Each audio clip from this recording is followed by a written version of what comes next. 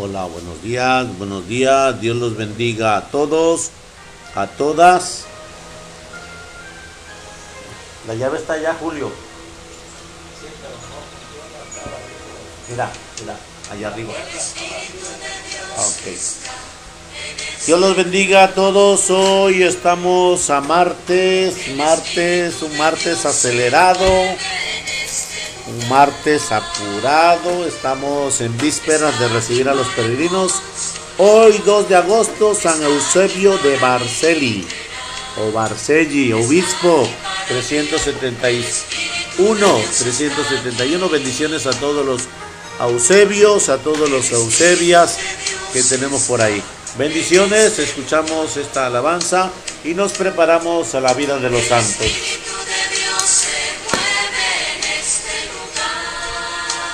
Mica, vete buscando para que pidas el gas para hoy mismo. Que pidas el gas para hoy mismo. Pues ya.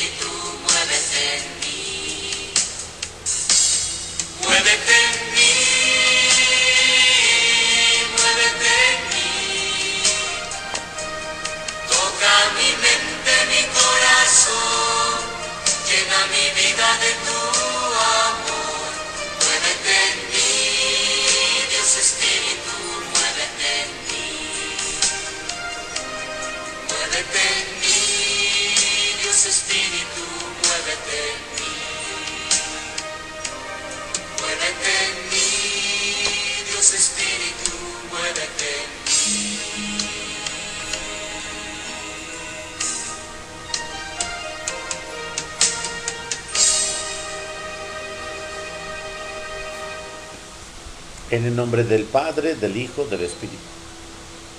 Amén. Estamos celebrando hoy en esta mañana de 2 de agosto, martes 2 de agosto, a San Eusebio. De cariño le decimos a sus hermanos Chevas. Bendiciones a todos los que este nombre llevan hoy, que es día de su santo, o los que hoy es día de sus cumpleaños. No llevan ese nombre, pero llevan otros. Bendiciones a todos los que hoy cumplen años. Eusebio significa piadoso. Nació en Cerdeña, sur de Italia. Al morir su padre, la mamá lo llevó a vivir a Roma, donde el Papa Liberio lo tomó bajo su protección, lo educó y lo ordenó sacerdote. Poco después, en la ciudad de Vercelli, al norte de Italia, murió el obispo y el pueblo y los sacerdotes proclamaron a Eusebio como nuevo obispo por su santidad y muchos otros conocimientos. San Ambrosio dice que el obispo Eusebio de Vercelli fue el primero en Occidente al cual se le ocurrió organizar sus sacerdotes en grupos para formarse mejor y ayudar a animarse a la santidad. Para este santo, su más importante labor como obispo era tratar de que sus sacerdotes llegaran a la santidad. Fue obispo de Vercelli en el año por 28 años. Una de sus grandes preocupaciones era instruir al pueblo en religión, y él mismo iba de parroquia en parroquia instruyendo a los feligreses. En aquel tiempo se estaba extendiendo una terrible herejía llamada arrianismo, que enseñaba que Cristo no era Dios. Los más grandes santos de la época se le opusieron y a tan tremendo error. Pero el jefe del gobierno llamado Constantino lo apoyaba. Hicieron entonces una reunión de obispos en Milán para discutir el asunto, pero Eusebio, al darse cuenta de que el ejército del emperador iba a obligarlos a decir lo que él no aceptaba, no quiso asistir. Constantino le ordenó que se hiciera presente y el santo le avisó que iría, pero que no aceptaría firmar ningún error. Así lo hizo, y aunque el hereje emperador lo amenazó con la muerte, no quiso aceptar que Jesucristo no sea Dios. Entonces fue desterrado, fue llevado encadenado hasta Palestina y encerrado en un cuarto miserable. Los herejes lo arrastraron por la mañana por las calles y lo insultaron, pero él seguía proclamando que Jesús sí es Dios. En una carta suya cuenta los espantosos sufrimientos que tuvo que padecer por permanecer fiel a su santa religión. Expresó su deseo de poder morir sufriendo por el reino de Dios. Al morir Constancio, su sucesor, decretó la libertad de Eusebio, y este supo volver a su amada diócesis de Vercelli.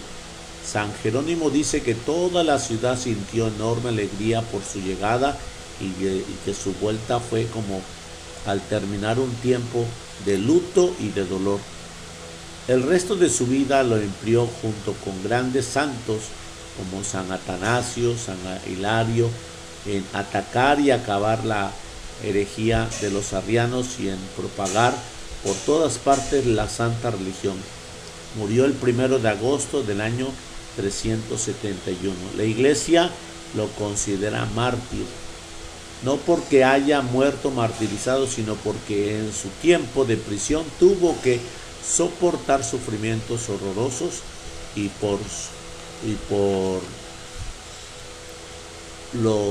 lo supo sobrellevar con gran valentía. Él repetía: puede convocar y equivocarme en muchas cosas, pero jamás quiero dejar de pertenecer a la verdadera religión. Ojalá, digamos nosotros, otro tanto de lo mismo.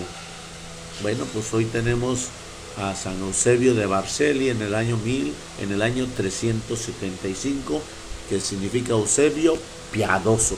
Bendiciones a todos los Eusebios, a las Eusebias. Hoy quién es su cumpleaños. Ahorita te digo quién es su cumpleaños de nuestra diócesis. El padre Ramón, cumpleaños el padre Ramón, es este hermano mío que está aquí. 22 de agosto es el padre Ramón que cumple años. En el nombre de Jesús, bendiciones a todos. Bueno, pues hoy tenemos esta caminar de bendición que el Señor nos sigue proyectando. Hoy en la tarde, noche, llegan nuestros hermanos primeros peregrinos de California, misioneros para ese encuentro. Las hermanas, que son las que están ya de trayecto, van a venir acá por Tijuana. De Tijuana se transportan hasta Puebla, porque no había hasta Veracruz, y de Puebla se vienen para acá.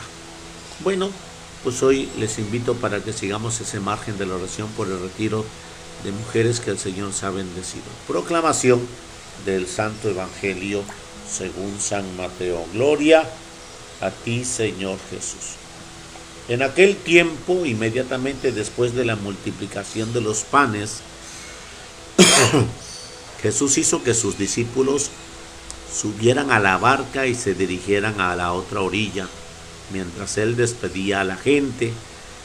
Después de despedirla, subió al monte a solas para orar.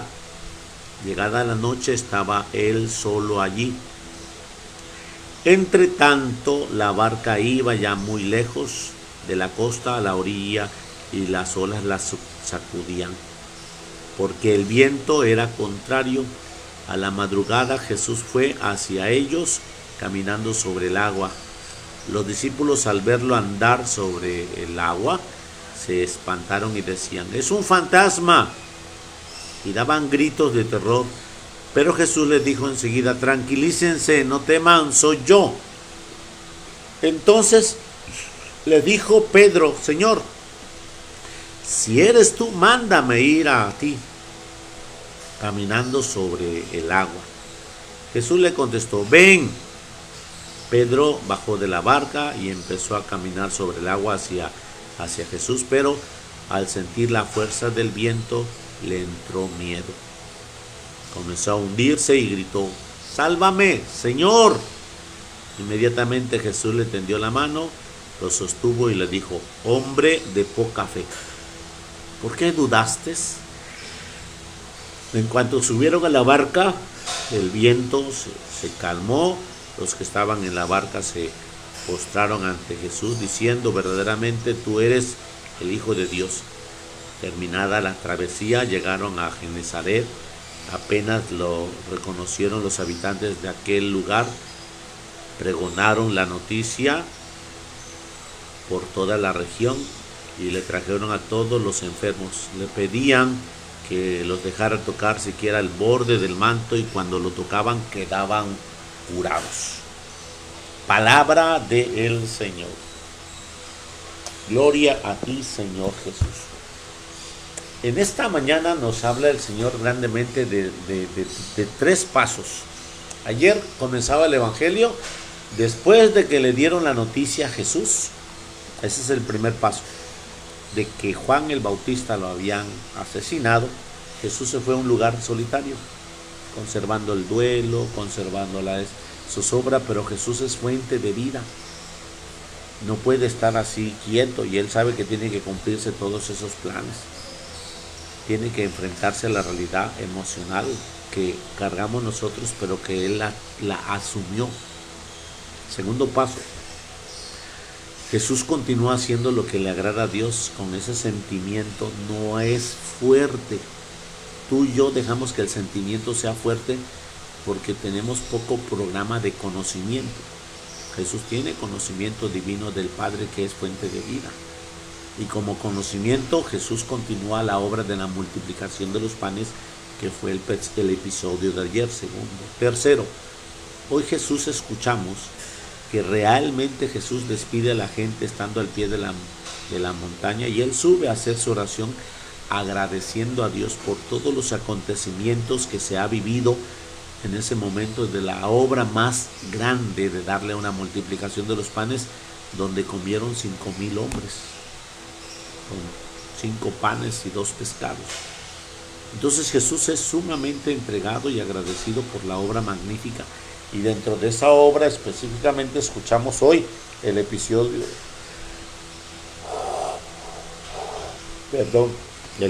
de que Jesús camina sobre las aguas. Ahora, en este tercer acontecimiento hay grandes fusiones entre la debilidad y la flaqueza, que tú y yo muchas veces caminamos sobre las aguas y nos hundimos en las emociones, nos hundimos en los sentimientos, porque no hemos ocupado la gracia de nuestro conocimiento en fe. Sí, escucha.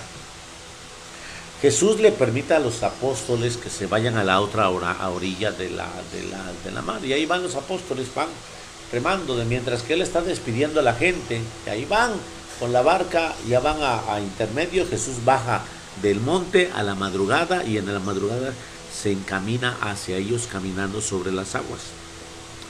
El término caminar sobre las aguas implica que tú y yo tenemos que hacer oración y tenemos que caminar sobre las dificultades que muchas veces nos atoran los sentimientos y los afectos. Ellos dos están envueltos y te vuelves instintivo. El instinto te hace ser voraz, enojón, irascible, voraz. Quieres comerte todo lo que te está estorbando para que no te estorbe. Entonces, cuando tú y yo caminamos sobre las aguas, es que porque es el efecto de tu oración, el efecto de tu compromiso en el Señor fue fundamental. Crees lo que oras y tienes gestos de convicción, de entrega, de bendición. Tienes actitudes que vayan mostrando lo que estás rezando y enfrente de quién lo estás haciendo.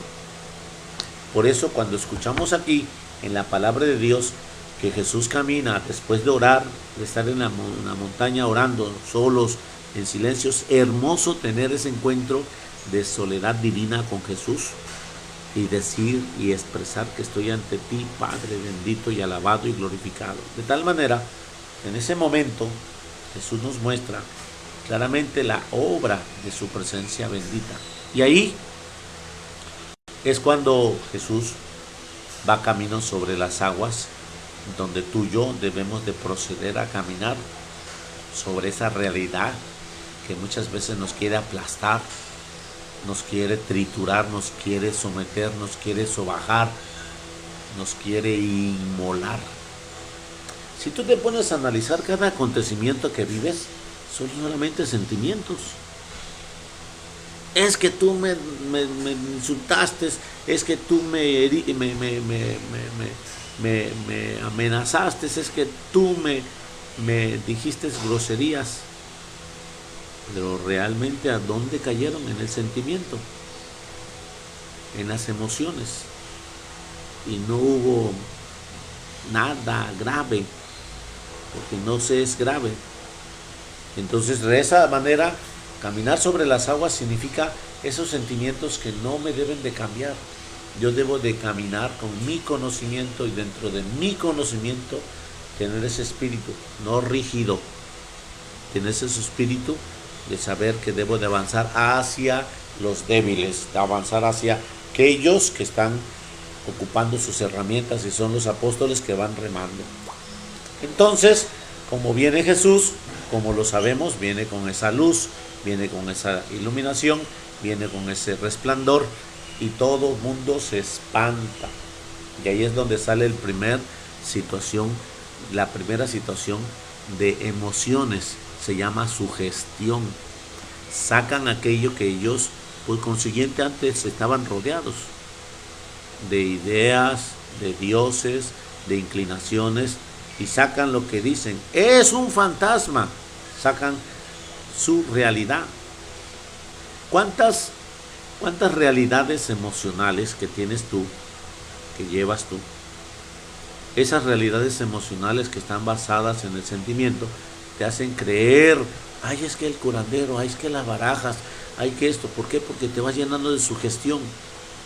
Porque eres una persona que nada más está con el sentimiento, con el sentimiento, con el sentimiento, con la emoción, con el sentimiento. Y no ocupas tu conocimiento. Bueno, pues ya tengo esta edad, ¿por qué voy a estar ahí como chamaqueando en esa situación? Por eso, inmediatamente que ellos observan, no tienen para dónde correr, están dentro de una balsa, en medio del mar, no pueden irse a ningún lado. Observan la imagen de Jesús y a la vez es muy lógico que griten de terror. Aquí dice, daban gritos de terror, pero Jesús enseguida los tranquiliza en su voz, hermoso sentido de que les habla. No teman, soy yo.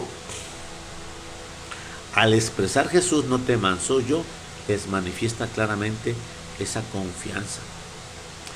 ¿Qué es lo que vienes a hacer? Escuchar su palabra. ¿Qué es lo que provoca su palabra? Esa paz, esa tranquilidad. No temas, soy yo. Dentro de tu tormenta, dentro de tus atropellos, porque el viento les era contrario, dentro de tus esfuerzos que no son productivos, no temas, soy yo. En ese momento que los apóstoles escuchan que soy yo, Pedro, pues con el espíritu siempre de conocimiento, con el espíritu siempre vivaz, si eres tú, mándame ir a ti. En ese momento Jesús le dice, ven. Pedro baja de la barca y avanza. Aquí hay 2 o 3 sentidos de la cual nosotros debemos de ver que Pedro se comienza a hundir, porque la fe no es para que te sostenga el agua. No es para que te sostenga el agua. La fe no es para que te sostengan en los problemas.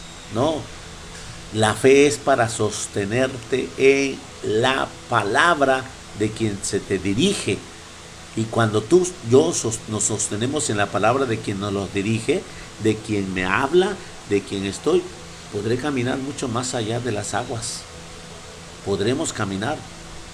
Pero como tú crees que puede ser un acto mágico, tú crees que me puede resolver rápido, pues yo creo, porque me va a sostener en esa situación, yo creo que me va a sostener en esa situación de las realidades que me están acompañando. Entonces, cuando nosotros escuchamos la palabra de Dios, tenemos que descifrarla de esa forma. Tenemos que saber descifrarla de esa manera. Y Jesús le dice, ven.